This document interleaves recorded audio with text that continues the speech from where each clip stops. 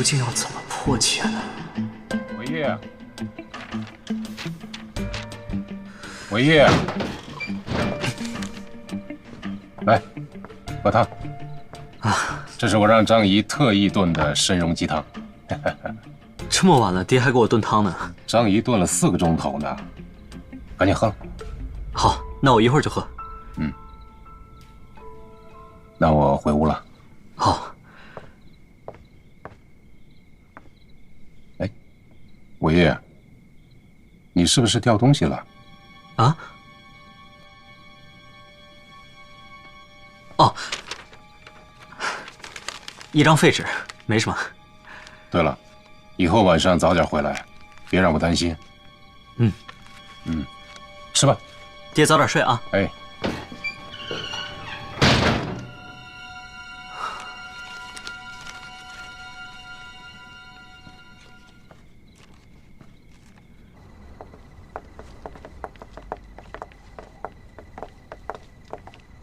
哟，回来这么晚啊？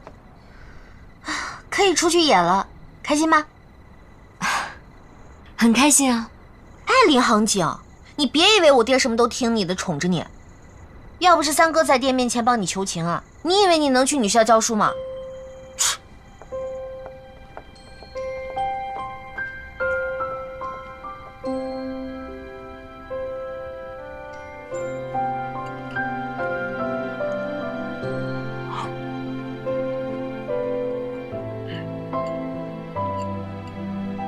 三哥，谢谢你。谢我什么？我已经都知道了，是你在爹面前求的情，才让我能去女校。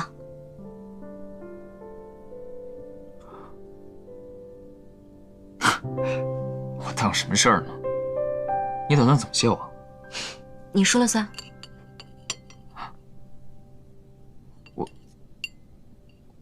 我想去床上睡。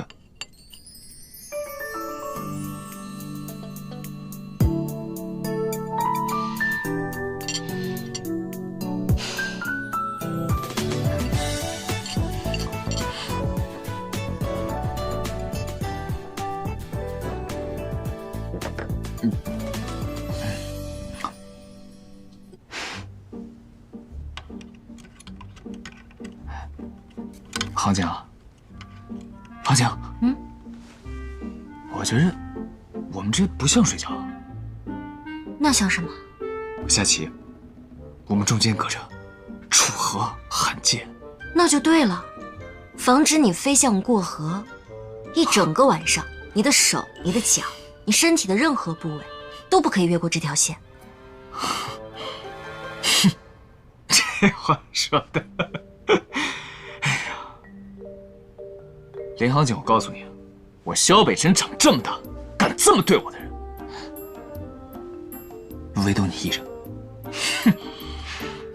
我这是防君子，不防小人。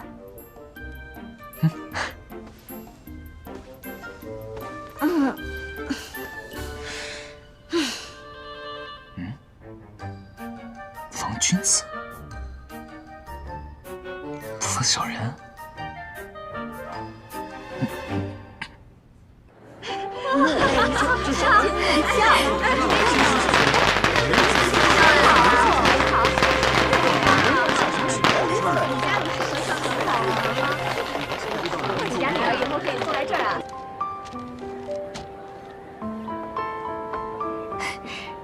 这样行吗？挺好。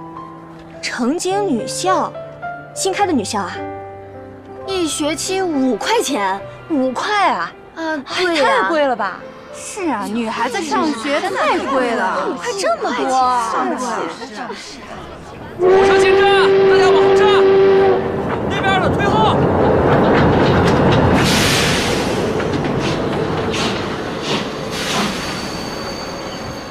嘿。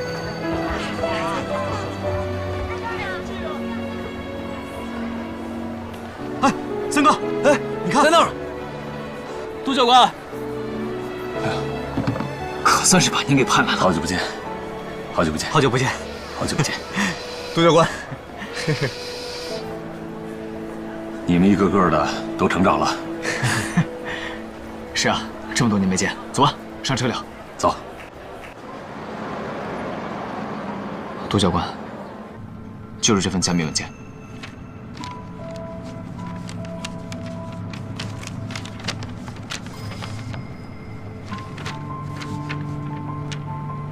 就算能破译出来，应该也需要很长时间，不会耽误你们吧？这无妨，我只在乎这里面到底暗藏着什么。我尽力而为。太感谢您了。您既然来了，那我们怎么也得给杜参谋接个风吧。去明玉院。参谋。我早就说过，以您的才华，不在部队里面，简直是暴殄天物。以后可不只是帮忙这么简单了。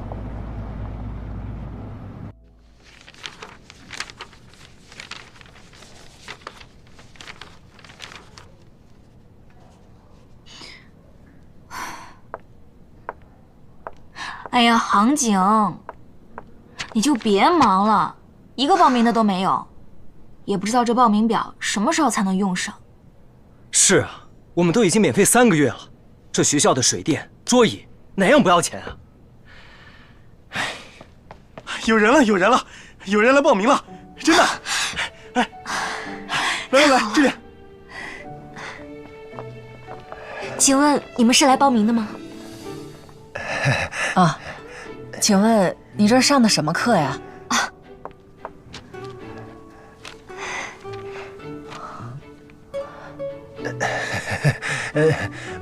我们2个都不识字，这上面写的都是什么呀？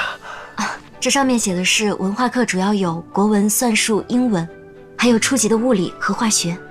洗衣做饭、缝缝补补、做衣裳，还有做鞋子，这些课都有吗？没有。有没有伺候人的活？教不教端茶送水的规矩？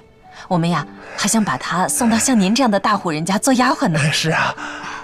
其实我们希望女孩子学习文化知识，是为了以后在社会上立足，可以自己养活自己，拥有尊严和自由。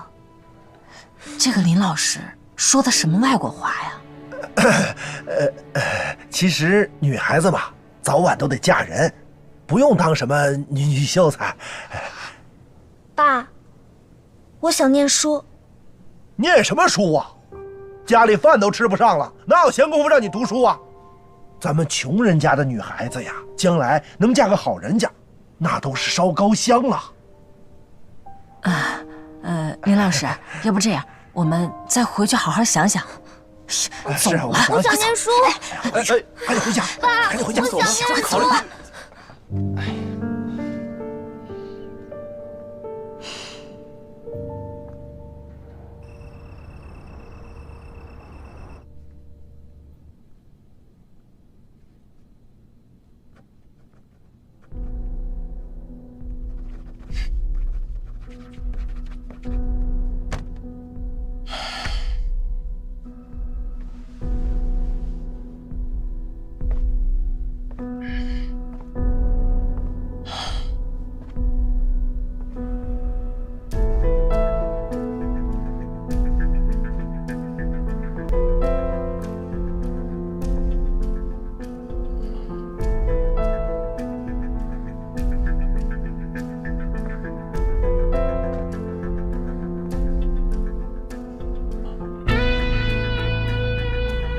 杜教官，书局2楼的铁柜子里有5张银票，都是万川银号的；1支钢笔，美国派克牌的，还有1本新定增传字典，共12册。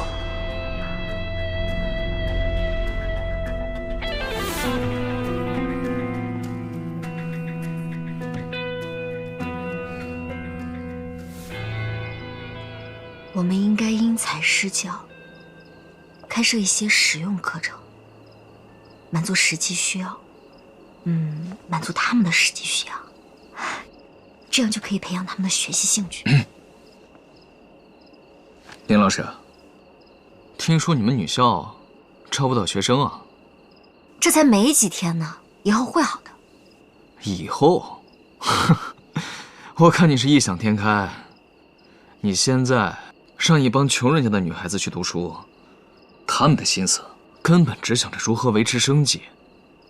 这读书对他们来说毫无意义。别说他们了，就连那些富人家的女孩们，都想嫁个门当户对的，待在屋子里面当阔太太。正是因为有你这样的想法，所以女人几千年来都做了男人的附庸和奴隶。别说主子和丫鬟了，就连夫妻又有多少真正的平等？要打破这样的禁锢，就是要从女子教育入手。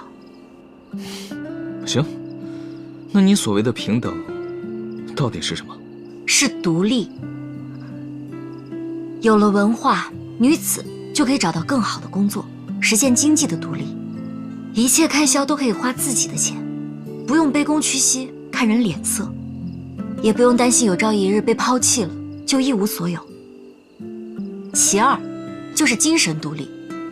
有了文化，女子会懂得自己不是男人的陪衬和附属，不用把自己摆在卑躬屈膝的位置，才会更努力地朝着自己的生活目标前进。照你这么说，那现在世上还有这样的女子？当然有了，我们中国就有唐群英、秋瑾，她们巾帼不让须眉，大胆参与推翻帝制，建立民国。就说线下，金陵女子大学的王明珍同学对统计物理学就有了深入的研究。国外呢，还有女物理学家居里夫人，她在我们还是清王朝的时候就2度获得了诺贝尔奖。还有佛罗伦斯·南丁格尔，她是现代护理教育的奠基人。她一个人啊，就挽救了无数战争中的伤员。这些女性都是我们新女性最好的表率。那你的意思是，你去教他们读书，他们就能达到这样的高度？我当然没有这么厉害了，教也只能是教一些皮毛。不过我希望我们国家能有更多这样熠熠生辉的女性，这也是女校所在的意义啊。哪怕只有1个女学生，也是值得的。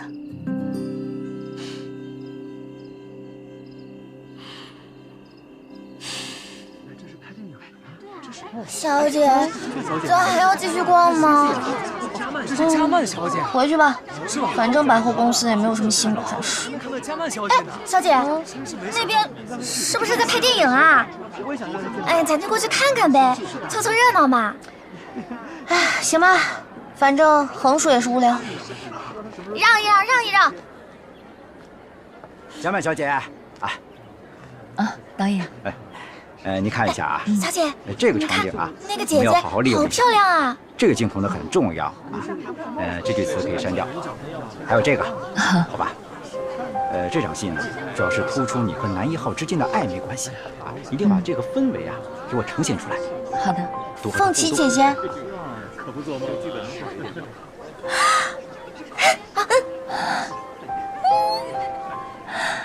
舒怡。杭景，来啦，杭景，你这么早把我们叫过来，要做什么呀？啊，哎，你黑眼圈怎么这么重啊？没什么，我觉得我们之前的招生简章写的有点太文绉绉了，所以我昨晚就把它改了一下。合着你就改这个改了1晚上啊？来，女孩子学会识字。可以看得懂借条、房契、招工的条件，方便自己不会受骗。学会算数，买柴米油盐、布匹鞋样，都可以自己记账算账，不用求人，不吃亏。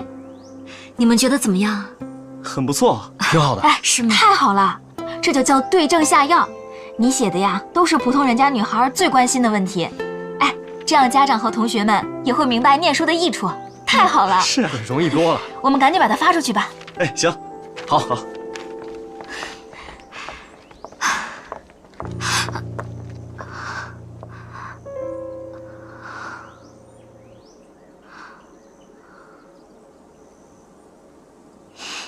哎呀，你们又来晚了。哎，后面的别着急，等一等啊。还是娃。这么长的队伍呀，我们什么事儿啊？半天没出来一个人。谢谢老师。谢谢下一个。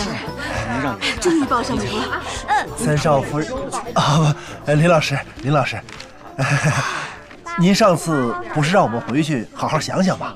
现在想清楚了，这书啊，要念。做父母的怎么能白白耽误女儿呢？什么算术啊、识字，还有那个什么理、什么画，我们都让她学。快一点吧啊！大家不要喧哗，大家不要喧哗。来的人太多了，今天来的每个人都能报上名，好吗？大家不要喧哗了。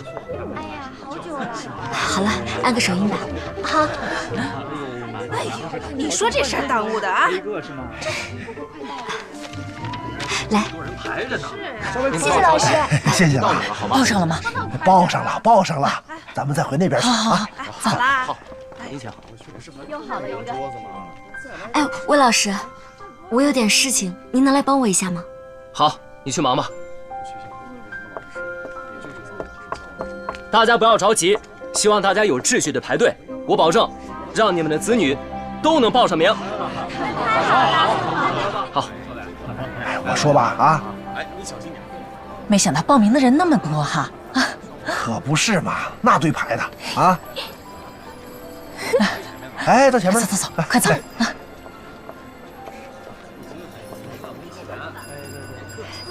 大家一个一个来，别着急啊。三少说了，只要是报名参加城景女校的，学费全免。学费全免。以后要是能够坚持1个月不落课的，每个月奖励1块大洋。咱们三少还说了，从今以后啊，由城景女校毕业的女生呢，都会由北新商会出面，为所有的人争取一份工作，让所有人都能学以致用，自食其力。慢慢来啊！大家排好队。赵叔，你来了。那我先进去。好，您先忙。三少，您说的是真的吗？只要我们的女儿去城景女校读书，她将来就能去医院、银行、那个航运公司工作，去伺候那些有钱的先生跟太太，是这样吗？那当然，只不过他呀是去工作，不是去做工。等他学了一技之长之后，他呀是去服务顾客，不是伺候，明白吗？明白。是。哎，三少，这些地方将来不会食言不要他吧？这位大娘请放心，税务局已经在拟定新的政策，凡是录取城景女校的毕业生，每个单位每年免税2成。只要我萧北辰还在北新一日，这政策就不改了。如果我们这个时代能够拥有更多独立的女性，那么我们身边就会减少很多悲苦的母亲、易碎的家庭以及不幸的灵魂，而这一切都是源于教育。所以今天我愿意站出来资助女生的课业，日后我们还要建造更多的女校，让女生能和男生一样，能够拥有一番自己的事业。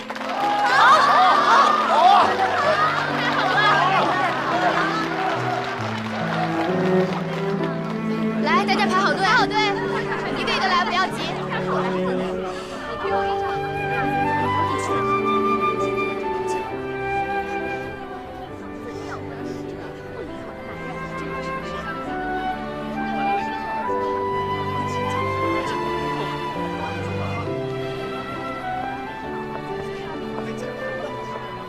你怎么来了？三哥，谢谢你。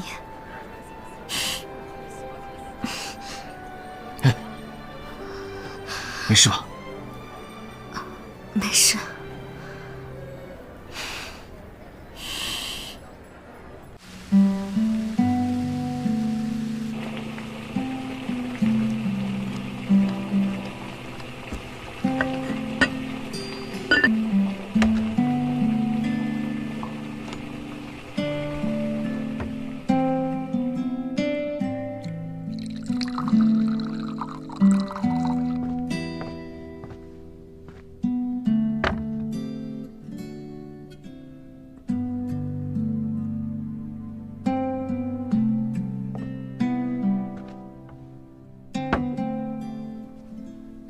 杭景，杭景，醒醒！来，我们把药吃了吧。啊。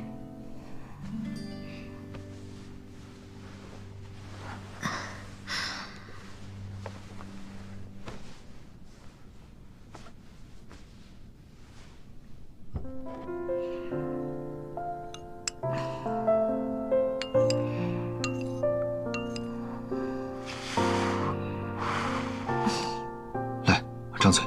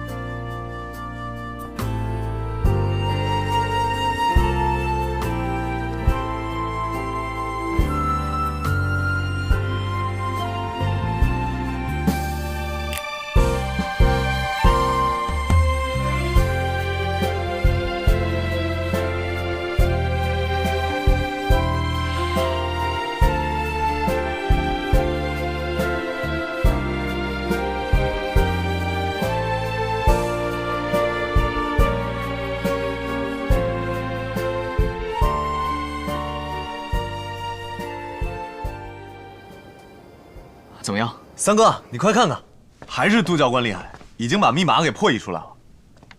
还是费了些功夫的，多亏韦毅观察仔细。韦毅说这个密电是跟新定增传字典放在一起的，每一个英文字母，每一个数字，都与字典的册数、页数、行数、位数相对应，所以就能找到相对应的汉字。经过重新排列组合换算之后，得到结果。现在就算知道内鬼代号，该从何查起呢？我们可以肯定的是，书局一定是内鬼跟康司令的联络站。但遗憾的是，情报单这条线无法推进下去了。既然已经知道了内鬼的老巢，不妨让他自己慢慢浮现出来。你的意思，引蛇出洞？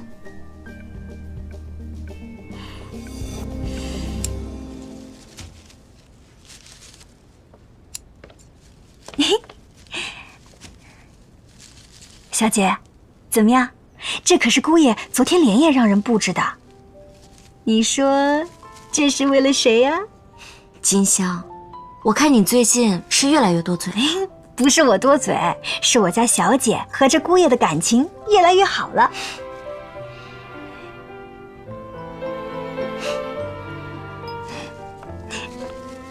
三少奶奶，前厅来客人了，司令和夫人叫您过去一趟。谁呀？郑市长家的千金从法国回来了。那不是四小姐嘴上经常说的？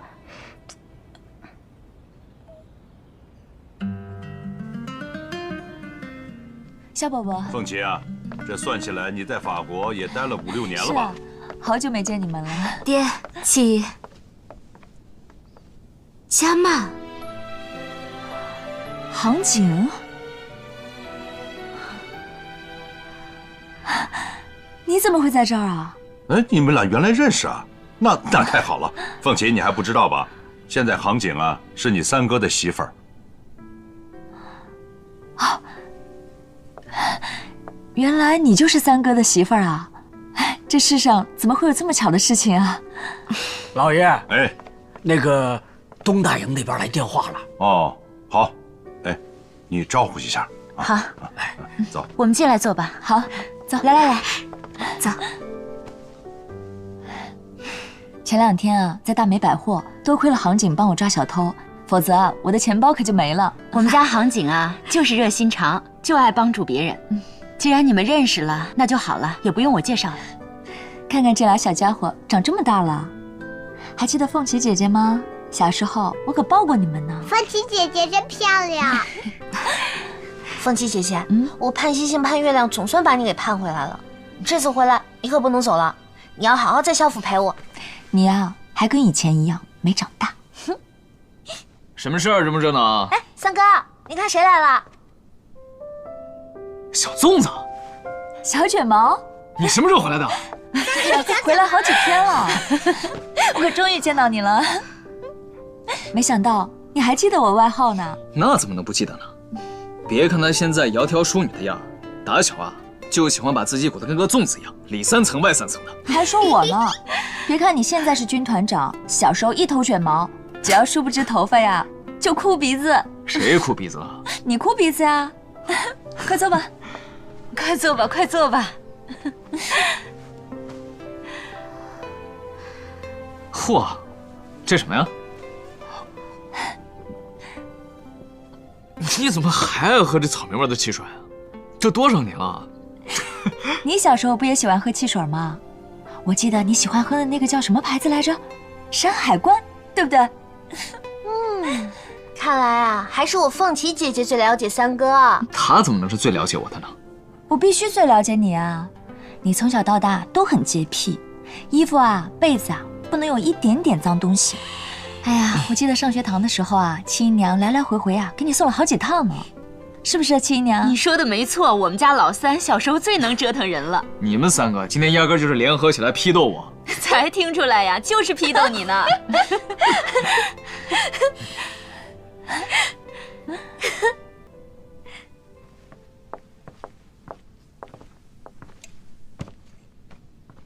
凤琪啊，爹，在家里住得好好的，干嘛要搬去萧府啊？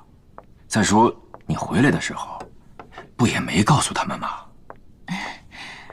我是拍戏的时候啊，恰巧遇到淑仪了，我根本拗不过她。再说了，我已经见过萧伯伯和七姨娘了。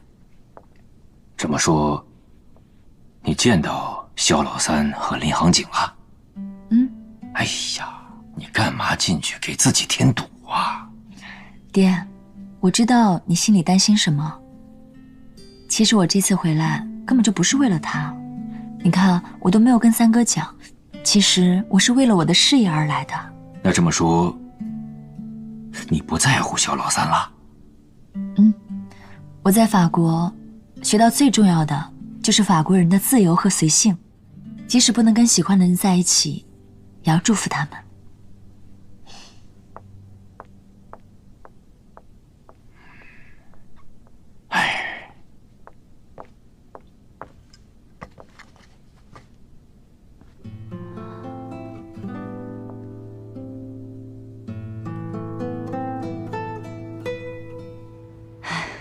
真是一方水土养一方人呐！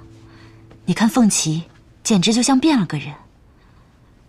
不过我今天看她，倒是把老三当哥们儿处了。我就知道你正在担心这事儿呢。那总不能因为长辈的几句玩笑话，让孩子们之间互相生分了吧？哎，怎么可能呢？弄不好啊，他们之间的关系会更好了呢。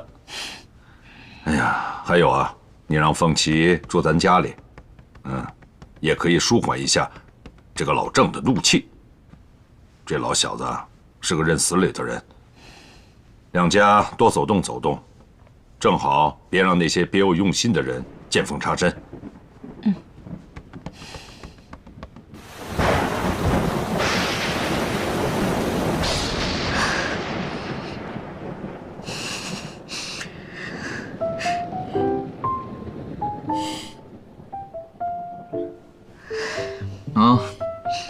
害怕了，牵着我的手。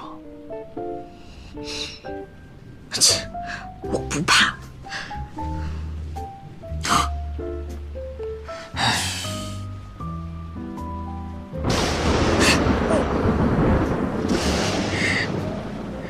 你看你在我身边翻腾的跟只小兔子一样，我还能睡得着吗？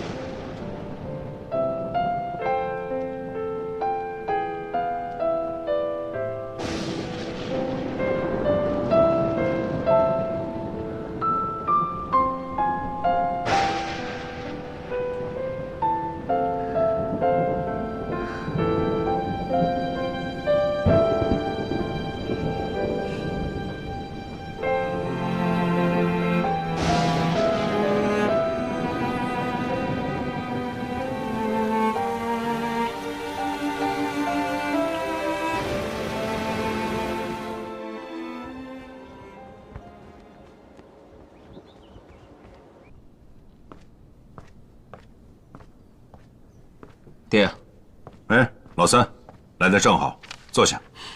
有件事，正想让你知道。华东第3旅的吴志平来电，说是要想投靠咱们影军。吴志平？嗯，他手里可有3000人的加强团，算是员猛将了。那您是打算收编他，还是？就是因为他实力很强。我也听说了，康敬雄最近也一直在拉拢他。如果我们这时候收编了吴志平，必定会惹恼康敬雄。我跟康敬雄不管怎么样，也全都是金都军的麾下，现在也还没到撕破脸的地步。所以说，我想听听你的看法。爹，有一件事我一直瞒着您。影军高层内貌似有内鬼，一直在跟康敬勋那边勾搭着。在我驻守火阳关的时候，我就已经发现不对劲。我一直让韦一还有子俊暗中调查，后来发现事情好像并不是那么简单。我知道，现在军中的都是跟您出生入死的兄弟，我若是没有确凿的证据，我也不敢跟您提这茬。请您过目。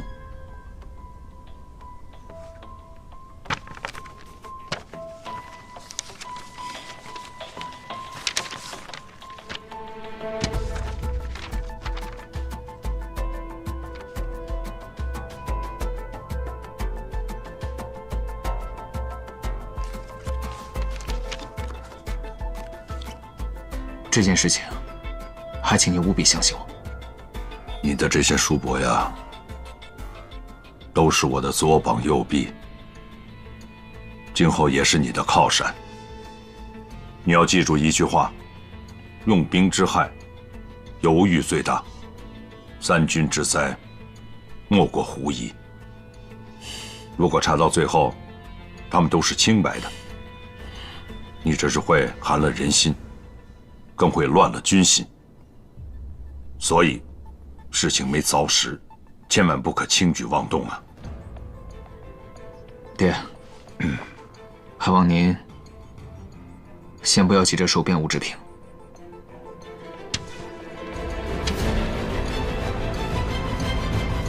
我希望您跟我演出戏。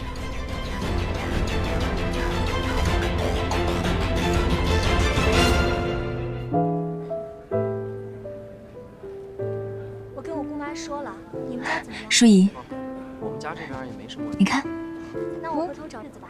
哇，这是送给我的？嗯。哇，真漂亮！快戴上试试。嗯。来，这样吧，我帮你。斜一点。这样，好漂亮啊！谢谢凤琪姐姐。很适合你的。哎，对了，凤琪姐姐，你昨天教我说的那句法语，哎呀，太难了，我舌头都打不过弯了。你多练练就好了。你要喜欢法语，我可以天天教你啊。好啊，不过这句话是什么意思啊？这句话的意思呢，就是我爱你。等你见了沈大公子以后啊，就可以说给他听了。哎呀，连你也拿我打趣。你知道吗？这是我教你的第一句法语，也是我对你的祝福。我希望你跟他能够有情人终成眷属，你也能够得偿所愿。凤琪姐姐，你真是我的好姐姐。这件事情只有你了解我，只有你懂我。我好希望你嫁给我三哥，成为我的嫂子。那个领航姐，连你一个小指头都比不上。真不知道我三哥到底怎么了，被他弄得五迷三道的。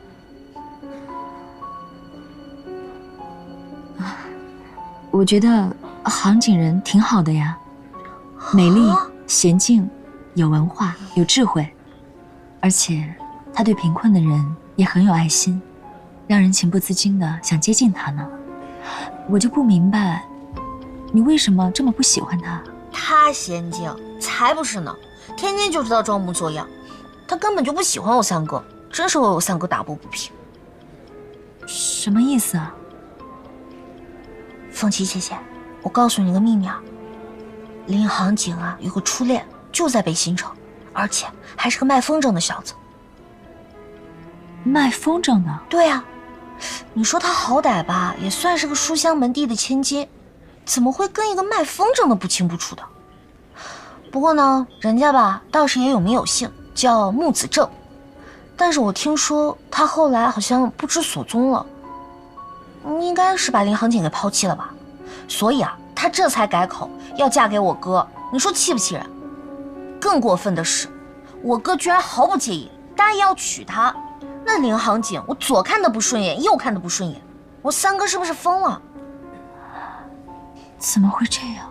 就是啊，千真万确。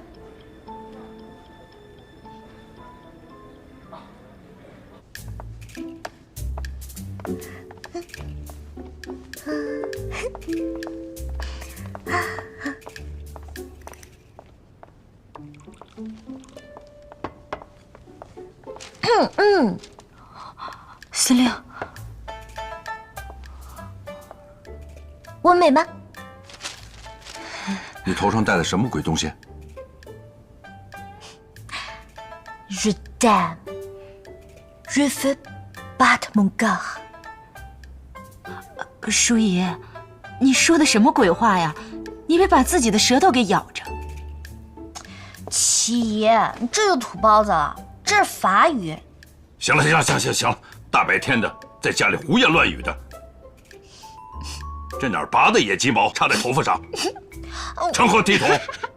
这怎么就是野鸡毛子了？凤琪姐姐还夸您开化呢，我看你就是个老顽固。我跟你说啊，你呀也学学你三嫂，做任何事情都有模有样的。你看人家那学校办得多好啊，我一出这大门，人人都夸。爹，您忘了，您一开始也不同意他办学校的，现在外面夸的人多了，您就开始飘了。哎，舒姨，你怎么越来越没有规矩了？怎么跟你爹说话呢？我看呀，就应该把你送到杭景那个学校，好好的学一学。我才不给他当学生呢，想得美，不去。Je t'aime, je veux battre mon cœur。疯了。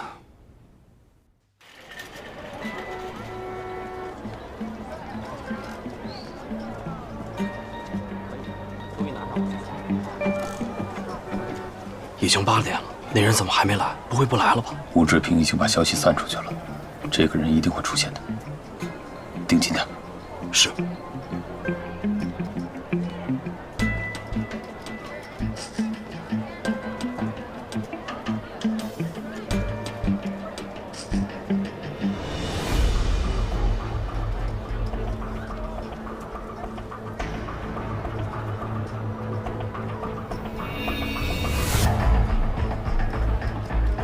盯紧戴帽子那个人，5分钟前路过一次。是。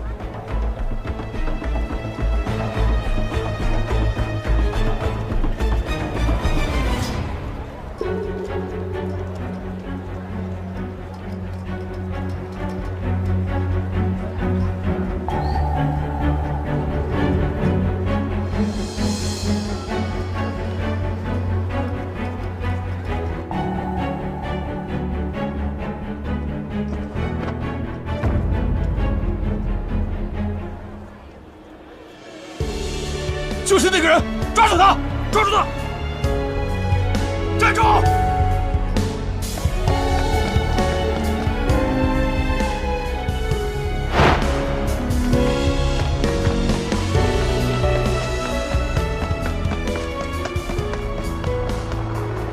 老板，你说外面是怎么回事？这么大动静啊！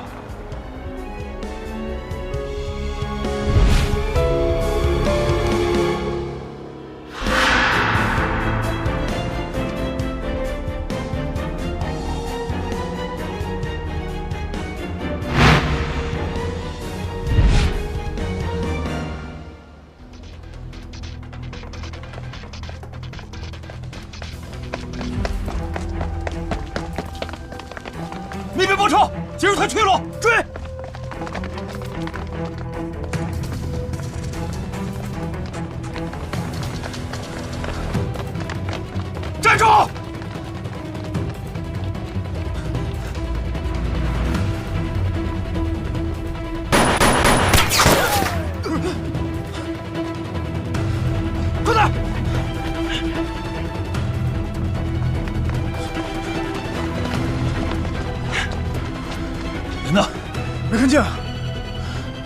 去那边看看。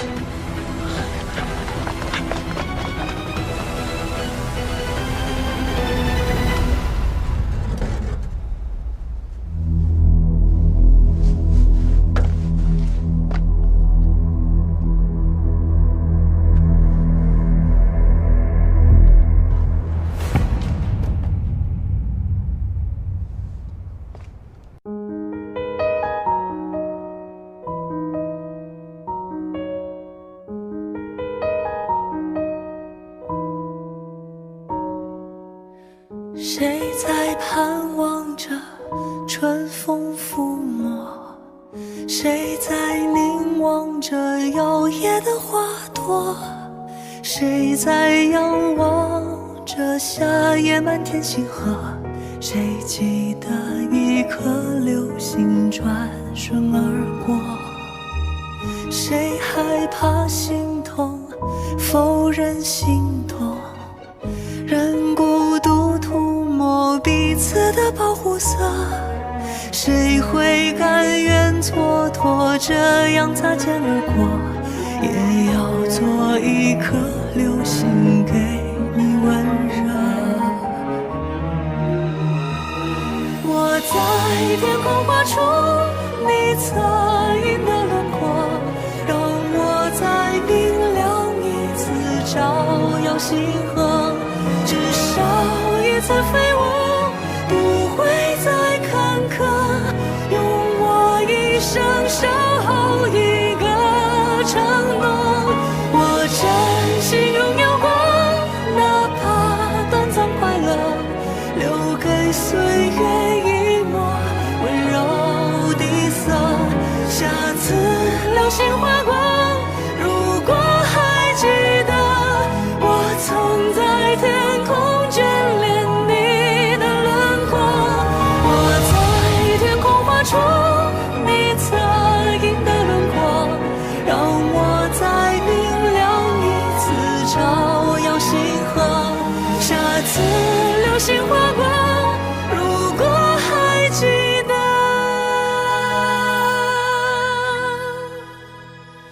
我曾在天空眷